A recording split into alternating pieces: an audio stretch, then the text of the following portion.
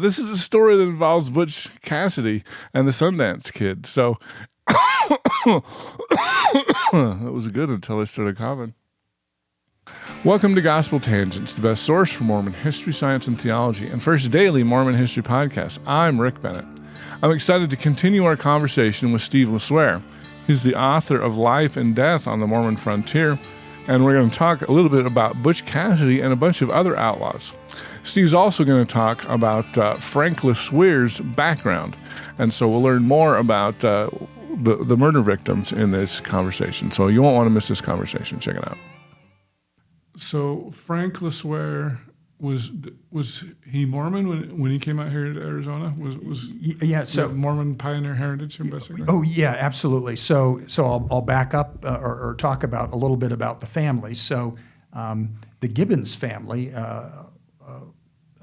were Bill Gibbons was Gus's father, and Bill was one of many sons of Andrew Smith Gibbons, who was an early explorer and missionary to the Native Americans. And Bill Gibbons, Gus's father, was also a missionary as well.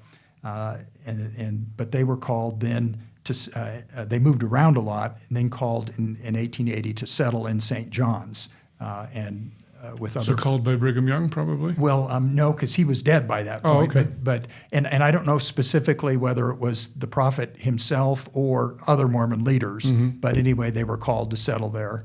And Gus was born in 1874, so he was just 5 or 6 years old when Gus Gibbons. Yeah, Gus Gibbons, the bad guy. And so Gus.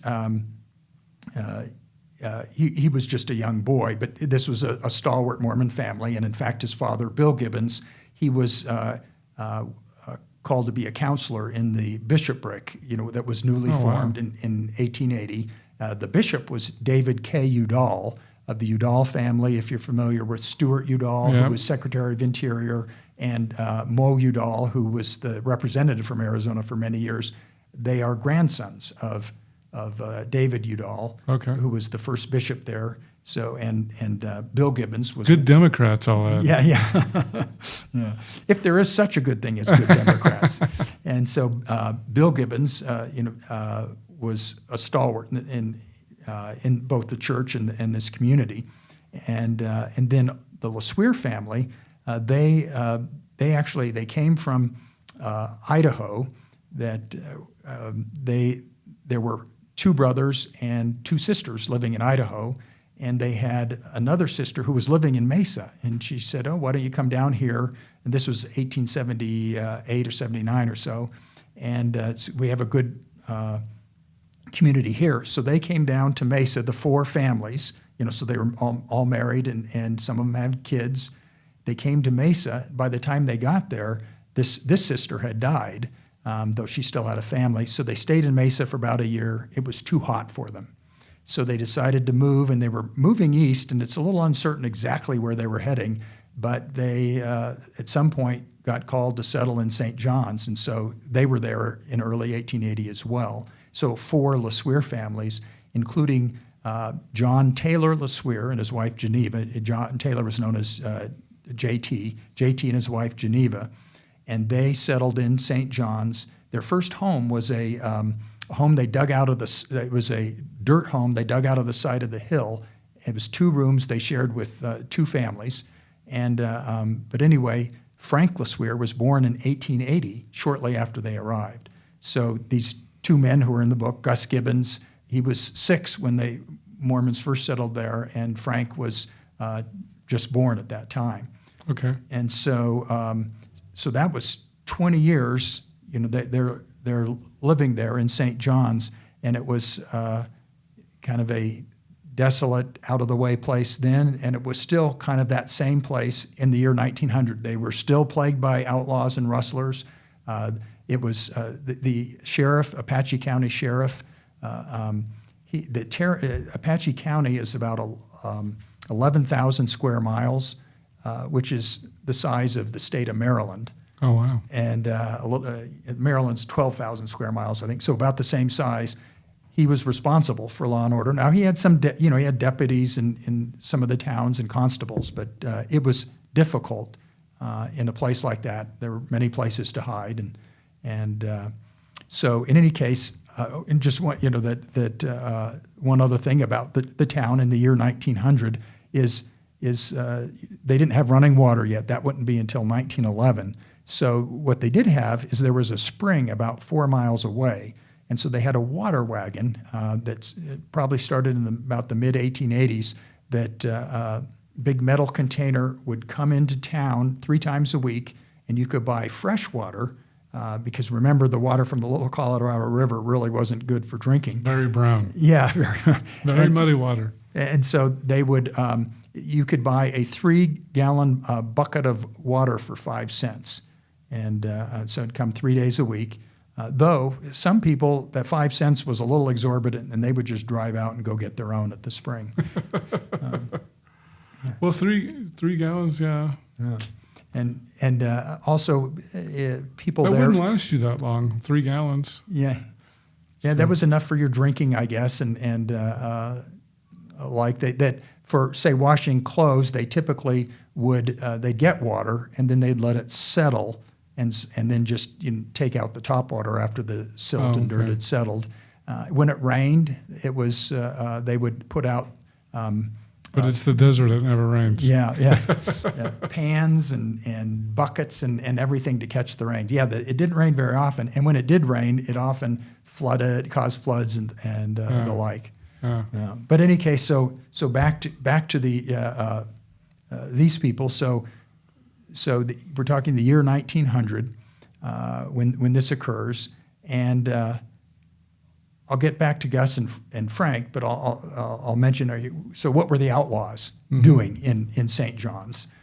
Because and Butch Cassidy and his gang were actually just a little bit prior to this. They were operating in the town of Alma, New Mexico, which is I think about 110 miles away on a ranch. It was the WS Ranch, and they were working there. They were cowhands, and in fact, Butch Cassidy was a trail boss, and they were very highly valued cowhands. Their foreman, a man by the name of Captain William French, he wrote a reminiscence about his time in New Mexico, including when these gang members were there, though he didn't know they were gang members at the time. Because Butch Cassidy operated under the name Jim Lowe. But anyway, what they were highly praised because, among other things, that Captain French said that when they showed up, all of the petty rustling of their cattle stopped. They buffaloed it. Nobody fooled with the cattle that these men were taking care of. But anyway, what they would do with this they'd use this as a base of operations. That to plan robberies and execute them. That maybe that 3 or 4 men would go out after they planned a robbery and rob a train, take the money, come back, and then lay low for a while. And we're just cowhands. And then maybe a few months later, they'd plan another one, and some other group of them would go out and rob a train somewhere else and come back. And they did this for a little over a year, it appears. But then a Pinkerton agent, the Pinkerton detective from the Pinkerton Detective Agency, was tracking stolen banknotes, and he traced them to Alma, New Mexico, which is where they were passing them around, among other places. And when you say banknotes, is it like an IOU, or is this like currency? Yeah, currency. Yeah, okay. So currency. So they traced currency to there, and so the Wild Bunch gang, knew that, their cover was going to be blown and they needed to leave town. And so, and this was early 1900 when this occurred. And so sometime in mid-March, 5 of the Outlaws left, and they started making their way north up through Arizona. We don't know for sure where they were going, but it appears that, or it's likely they were maybe going to one of their hideouts like Robber's Roost in Utah or Hole in the Wall in Wyoming. But and then Butch Cassidy and another fellow left a few days later. And first they stole a pack of horses from a neighboring ranch and then took off north. and they were hurrying to catch up. So in any case, before Butch caught up with the others, the five outlaws, when they were on their way to St. John's, where they would subsequently buy supplies, but on their way there, they got hungry, stopped and just killed a cow that wasn't theirs and butchered it and ate it, and went on their way. But they were spotted by a mailman who was driving past, and so he reported what he saw to the sheriff, and the owner of the cow was outraged, and the sheriff immediately organized a posse to go capture these men. Now, they didn't know who they were, of course, but just five men killing a cow, that was rustling. And even though it was just one beef, this was cattle country, and you didn't allow anything like that to get started, and they were already having trouble. There was always a problem. So the sheriff, Apache County Sheriff Edward Beeler was his name, organized a posse to go after them, and so that's the posse that Frank LeSueur and Gus Gibbons joined, and Gus. At that time, so they were friends. Gus and Frank were friends. They were. I don't know how close of friends they were because they were. They at least had a working relationship. Oh yeah. Well, Gus was 26. Okay. And Frank was 19. So there was a big difference in age difference. However, it was a small town. Their fathers were, worked together. All the families knew each other. They knew each other very well. So it wasn't like they were best friends, but they knew each other, and other people in the posse. They were all acquainted with each other. Right. And so in any case, they were summoned to join this posse. And at that time, Gus. He was 26. He was married. He was married to Priscilla Smith, who went by Pearl. At least she was known by Pearl in the Gibbons family. That she was a daughter of Jesse N. Smith, who was a stake president of the Eastern Arizona stake. But in any case, they had been married in 1897 in September. And a month later, Gus went on a mission. So to Great Britain, gone for 2 years. Mm. So he's married for a month, gone for 2 years, and he'd only been back 4 months when he was summoned to this posse. So they were still very much like newlyweds and still, enjoying life, getting to know each other, and figuring out all the possibilities. Frank was 19 years old at the time, and he had been kind of wild in his youth and kind of straightened up. He'd gone to the Brigham Young Academy for a couple of years. And up in Provo? In Provo, yeah. Okay. And that was pretty common among St. John's youth that they had a St. John's Stake Academy, so a church-run academy that went through the first 2 years of high school, and then they would go to Brigham Young Academy. BYA. Yeah, Brigham Young Academy, and finish their last 2 years. And he'd done that. He was home. And in February of 1900, he received a mission call to a foreign mission, which he accepted. But he was home. Foreign mission meaning? Oh, well, good question. Unspecified. It hadn't been specified yet. He accepted. But it was still going to be the United States, probably. No, it would have been a real foreign mission. Because I know that the time, especially in the 1920s, they talked about Boston as being like foreign, or New York was foreign. So that's what I thought you meant. Yeah, and so he had his older brother James was in Great Britain on a mission, and so he was and had been gone for 2 years, and so he was waiting for his brother to get back. They were very close, and so just so they could visit for a little while before Frank was gone for 2 years. So he accepted, asked to delay a little bit. So it wasn't a 3-year mission or anything. They were still doing 2. They were, at least the missions that I saw, like Gus was gone for about 2 years. I mean, just for context, I'll tell you this: my grandfather from Idaho got married, served a 6-month mission, I want to say in 1910, so it's not too far away. No. But it was just 6 months, and it was in California, and then he came home. So I was surprised when you're saying it was a 2-year mission, but maybe they did that when they were foreign. Yeah, yeah. So in any case, Frank was in charge of the family's sheep business. Then JT, his father, had an extensive herd of sheep, and his father said, he was planning to turn over the sheep business to his son to run to Frank when he got back. But in any case, so that's what Frank was doing when he was summoned to join the posse. As I said, so there were about 14 to 16 men going out at different times to track the outlaws. But at the end of the day, just Frank and Gus were the only ones on the trail.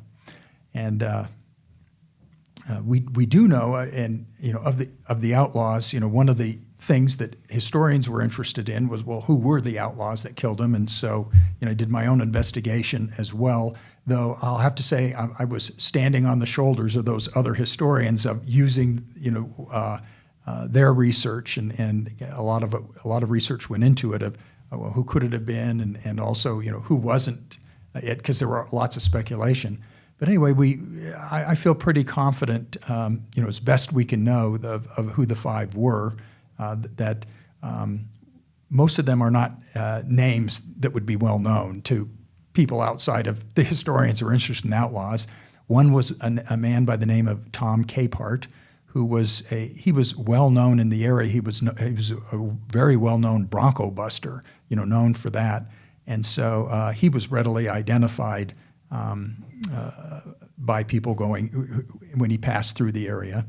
Another man, he went by the name, he was known by the name Todd Carver. His real name was Thomas C. Hilliard, but he was also, this Todd Carver guy was also well known because he worked as a cowboy in the area. And also another thing is he was missing the forefinger on his right hand, and so an easily identifiable mark. And so Todd Carver was one. And then there were 2 others, Ben Kilpatrick and Will Carver, and they had both been members of previously members of another outlaw gang. And when that gang broke up, they joined up with the Wild Butch people. And so let me make sure, Gus Gibbons is part of the Wild Bunch. No. Gus Gibbons is one of the people who got murdered. Who got murdered? Okay. Yeah. So it's the murders of Frank LeSueur and Gus Gibbons. Okay. So they're the good guys. They're the good guys. Yes. And they were murdered by the Wild Bunch. Okay. Yeah. And so Gus was with the posse looking for him. So in any case... So basically they'd get a posse together, a bunch of just local residents. Hey, we got to go catch these outlaws. I'm going to deputize you, and we'll be part of the posse. We're going to go look for the bad guys. Exactly. That's exactly it. It was the law in New Mexico and Arizona as well that essentially, that if the sheriff called you to join, you were obligated, or you would have to pay a fine, and it was because, well, these areas, they couldn't afford to have a police force around, but sometimes they would need one, and they're large areas. So this is how they dealt with it. Okay. And so in any case, I suspect that, well, these men joined the posse, not because they didn't want to be fined, but this was cattle country, sheep country. And some of the men who joined either had cattle or sheep, and so it was sort of like, well, I would. It's in our interest to get the bad guys. Yes, exactly.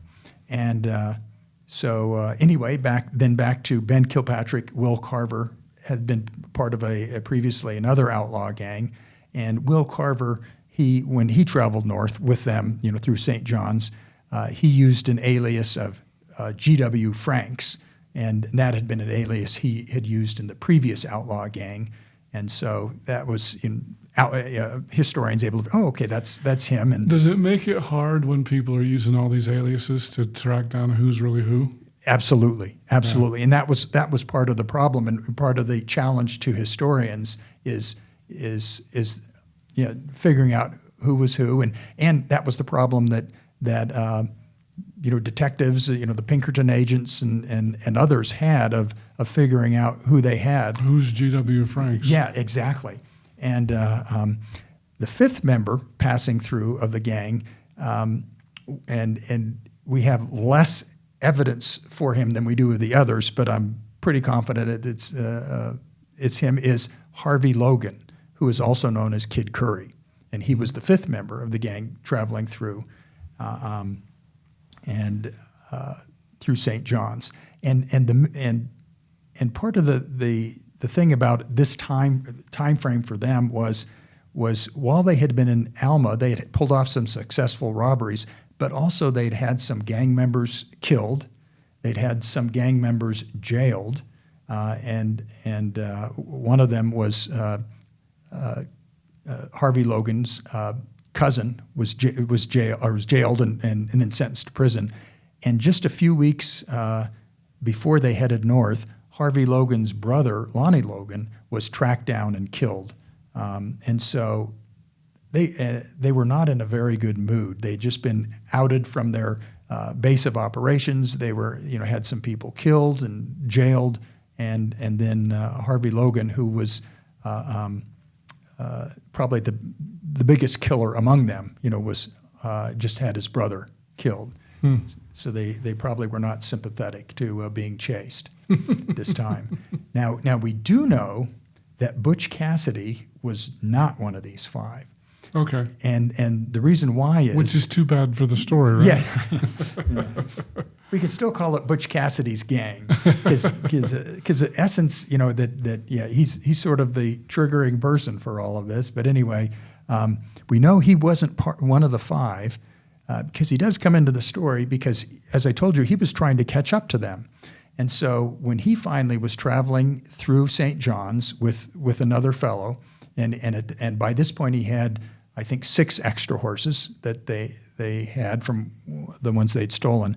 The sheriff... this is like stealing a car for us, right? Yes. The horse was the car. Yes, exactly. and they stole a lot of them.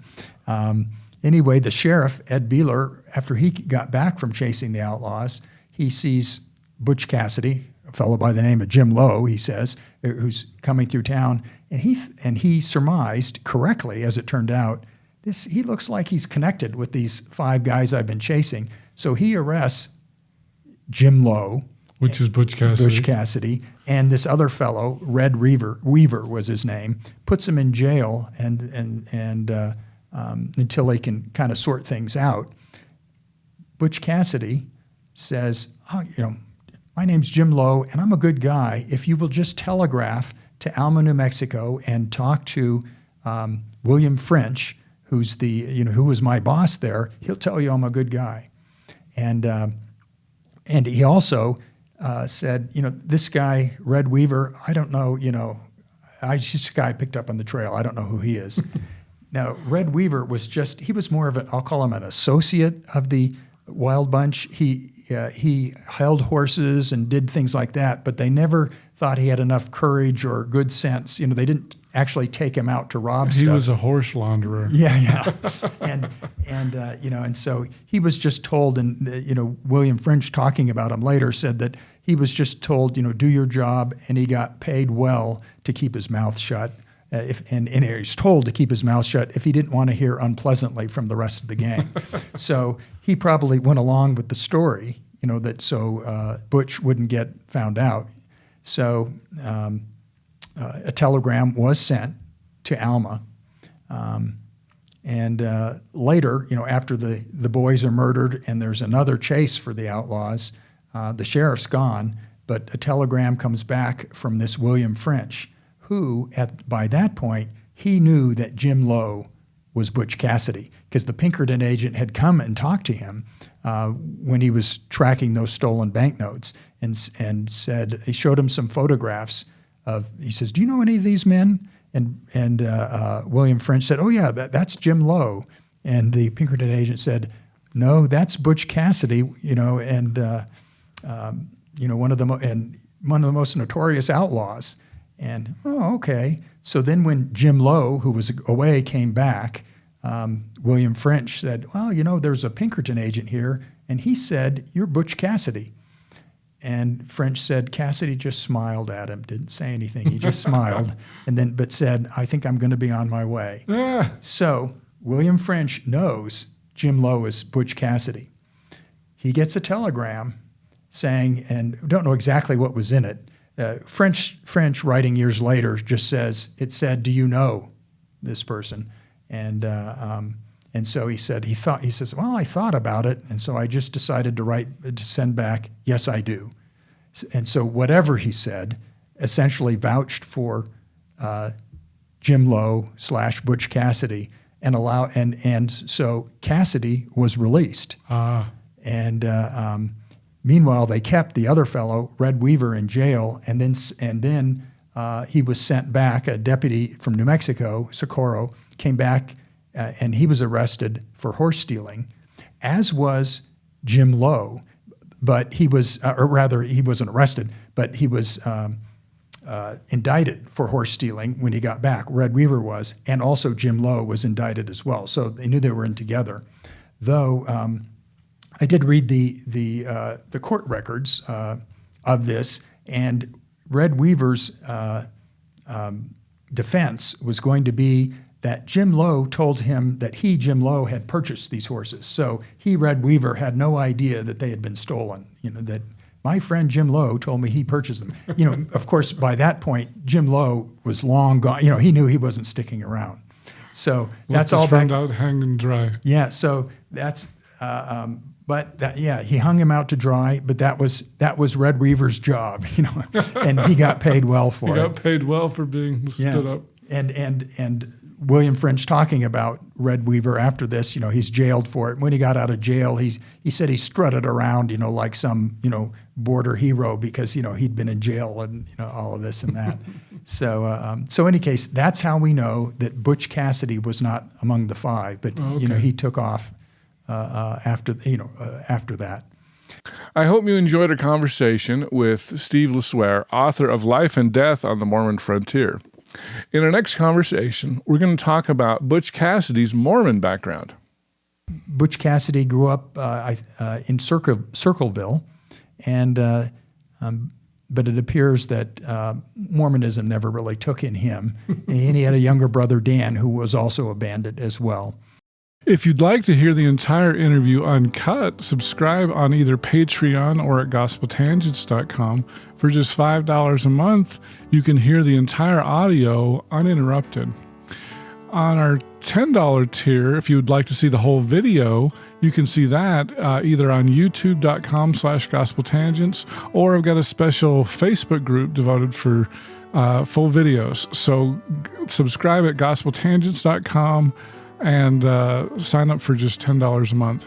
For $20 a month, if you'd like to get some bonus content, maybe some of the stuff that ended up on the cutting room floor, you can sign up for that. And then if you'd like to talk to me for $100 a month, we'll do a monthly phone call on something like Zoom, and you can ask me anything you want. So thanks again. Also, don't forget about the merch, mugs, t-shirts, hats, things like that. I'm trying to get the ties up there. Hopefully I can get up there. And thanks again for watching Gospel Tangents, and click here for some more videos.